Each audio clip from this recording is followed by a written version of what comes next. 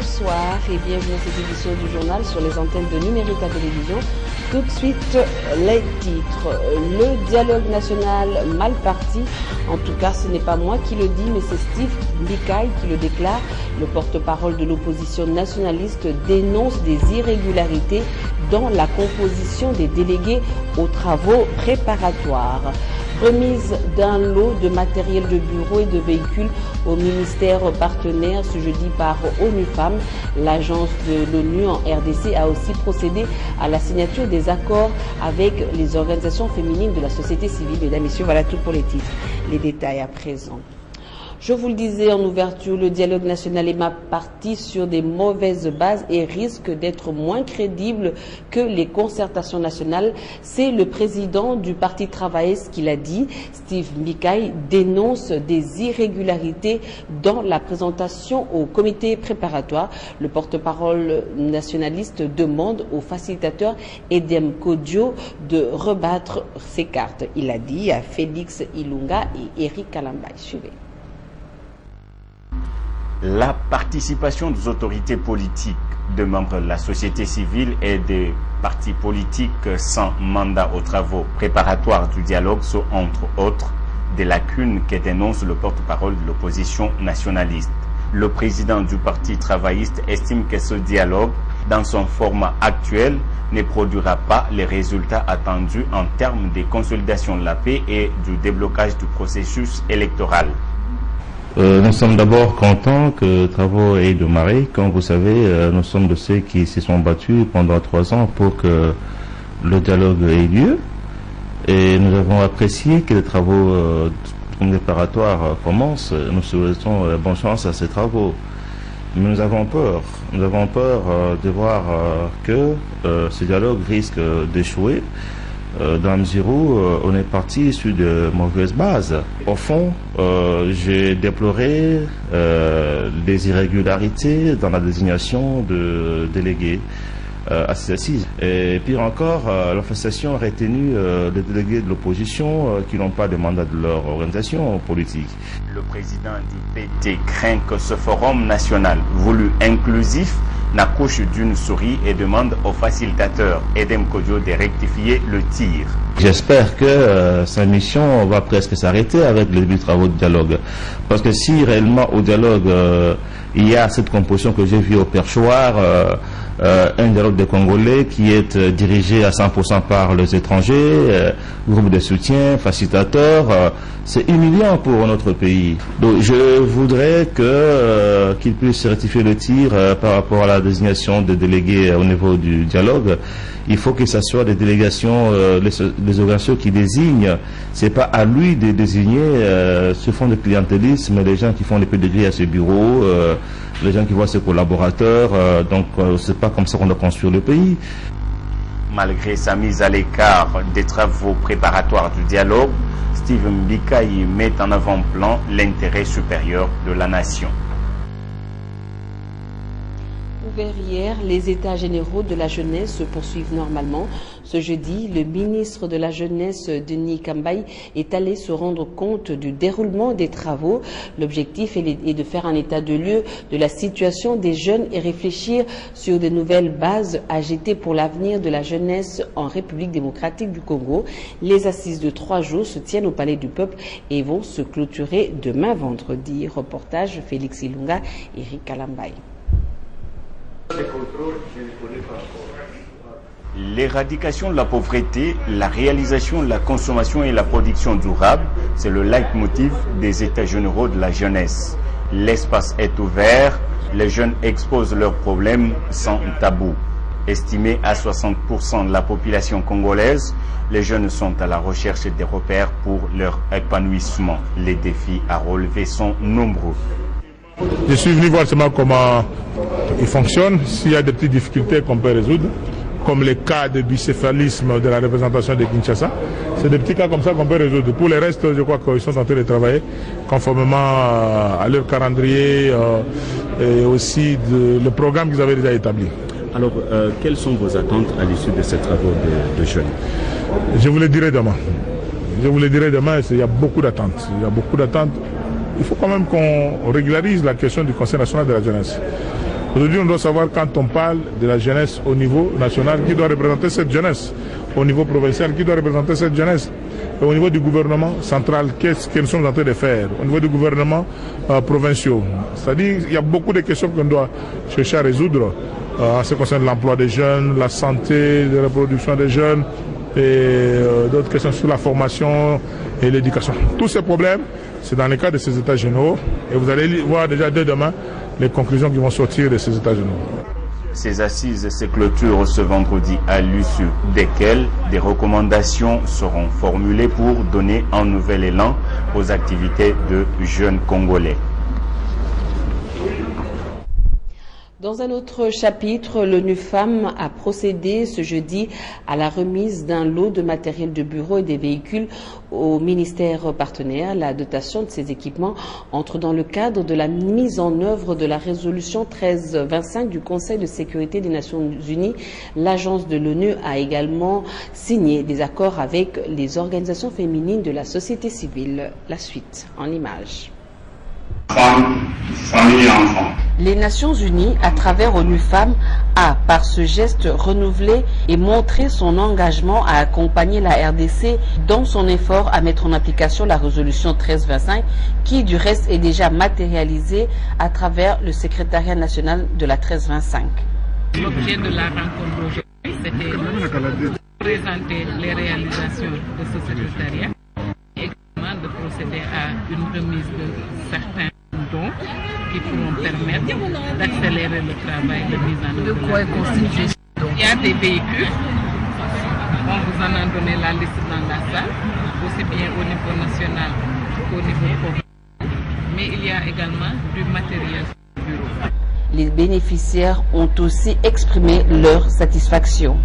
Mais nous remercions sincèrement ONU-Femmes parce que ONU-Femmes s'est engagé à appuyer le gouvernement de la République en ayant ces matériels, principalement d'un véhicule, de façon que ça renforce davantage le leadership de notre ministère provincial.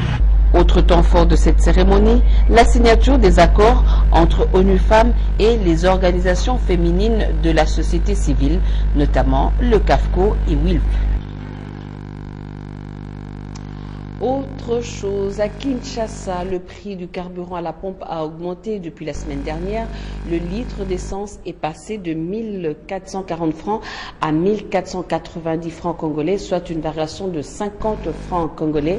Et le gazole se vend à 1480 contre 1430 francs congolais, une hausse qui suscite des interrogations au sein de l'opinion.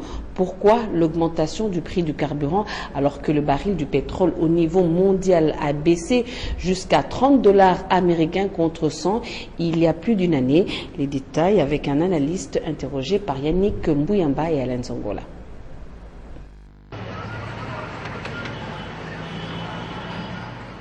À la grande surprise de tout le monde, le prix de l'essence a pris de l'ascenseur à la pompe.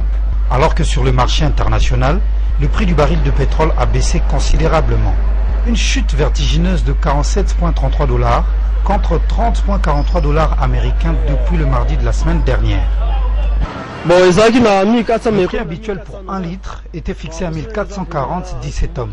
Et aujourd'hui, on l'achète à 1490.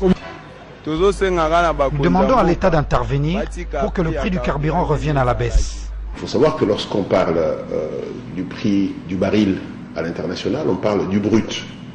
Et le Congo est producteur d'un peu de brut, mais nous sommes importateurs nets des produits pétroliers. Ça veut dire qu'en fait, la quantité et les valeurs d'importation que nous avons en produits finis, ce que nous utilisons, c'est largement supérieur à la quantité du produit brut que nous exportons. Donc nous sommes ce qu'on appelle les importateurs nets des produits pétroliers, mais nous sommes malheureusement des importateurs des produits finis. Une dégringolade qui provoque de remous au sein de l'OPEP, dont certains membres ont pris la mesure de réduire la production. Il y a encore quelques mois à l'échelle mondiale, le seuil de 30 $ sur le baril paraissait complètement improbable et aujourd'hui, il est atteint. À cause du lobby sur les véhicules, le prix des produits pétroliers reste très bas, même subventionné on peut dire. L'objectif c'est qu'on puisse être en mesure de pousser l'industrie automobile. En Europe, en grande partie, la structure du prix du carburant ou des carburants prend plus de 50% des taxes liées au développement des infrastructures routières. Donc la route pour la route. Dans un pays comme le nôtre, l'histoire démontre de manière assez claire que pendant très longtemps, on a subventionné le carburant. Mais à un moment donné, on a arrêté. Si par exemple, on rétribue un peu d'argent à Cohydro pour être en mesure de bâtir l'équivalent de la société angolaise Sonangol. C'est-à-dire on décide de manière fait de prince à pouvoir retirer un peu d'argent jusqu'à ce que nous allons structurer un instrument pétrolier. Les cours ont perdu plus de 30% en 2015, contre 15% supplémentaires depuis le début de l'année et menacent de chuter encore davantage. En tout cas, toutes nos excuses pour la qualité de ce son. Sport à présent. Standard de Lemba, vainqueur de la Coupe Super Champion de Kinshasa, en finale de ce tournoi qui a réuni les 6 détenteurs de titres des ententes urbaines de la capitale. Standard a battu Royal Sporting Club de Kinshasa par 1-0, un but marqué par Béni Kapayi à la 75e minute. La finale des juniors a connu la victoire de l'AC Oujana sur la formation Mamaison, battue sur le score de 4-0. Les détails avec notre sportif maison, Paul Cazozo. Standard de Lemba contre le Royal Sporting Club de Kinshasa, menu de la finale de la Coupe Super Champion de la Ligue de football de Kinshasa. Dans une rencontre quasiment fermée après une première période vierge et quelque peu dominée par le champion de l'Hippopo, le FC Standard de Lemba a débloqué la situation à la reprise. Plus précisément à la 75e minute sur l'ouverture du score par Béni Kapayi. C'était le seul et unique but de cette finale de la Coupe Super Champion de la Ligue, tournoi qui a souri au club de Lemba. Nous sommes satisfaits de résultat. Le loi n'a pas n'importe quel adversaire n'a gagné. Vraiment, c'est une réalité parce que le Macas n'a un plaisir, n'a un émotionnant. Bon, victoire est méritée par rapport aux joueurs, n'a pas respecté consigne parce que tu respectais d'abord l'adversaire par rapport à une bonne équipe. Donc, pour les n'a pas respecté consigne, il y a un résultat pesant. Les Royal Sporting Club de Kinshasa, né de flanc de la formation de Geneviève, où Jésus Vitanou, d'Emmanuel Ngoudikama, société de V-Club, a été, soutient-on, victime de la débauche d'énergie déployée en demi-finale de cette même compétition. Vous savez, sincèrement, moi j'impute la piètre prestation aujourd'hui des enfants suite au caractère très serré des matchs. Ils ont livré une rencontre très dure, très disputée le lundi et seulement 24 heures de récupération, c'est insuffisant pour un tournoi de ce niveau. Et voilà, ça a payé. Vous avez senti que les enfants étaient très lourds. Ils n'ont pas pu produire le même football que celui qu'ils ont produit lundi. Donc on accepte, c'est le football. Avant cette finale de la Coupe Super Champion de la Ligue, la finale des juniors a été remportée par l'AC Oujana, vainqueur de l'équipe de ma naissance par 4-0. Ce même mercredi, toutes les équipes championnes, toutes divisions confondues de la Ligue ont été gratifiées du trophée des champions de leur catégorie.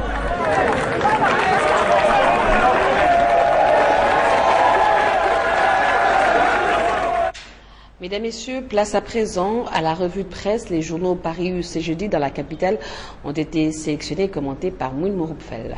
Revue de presse.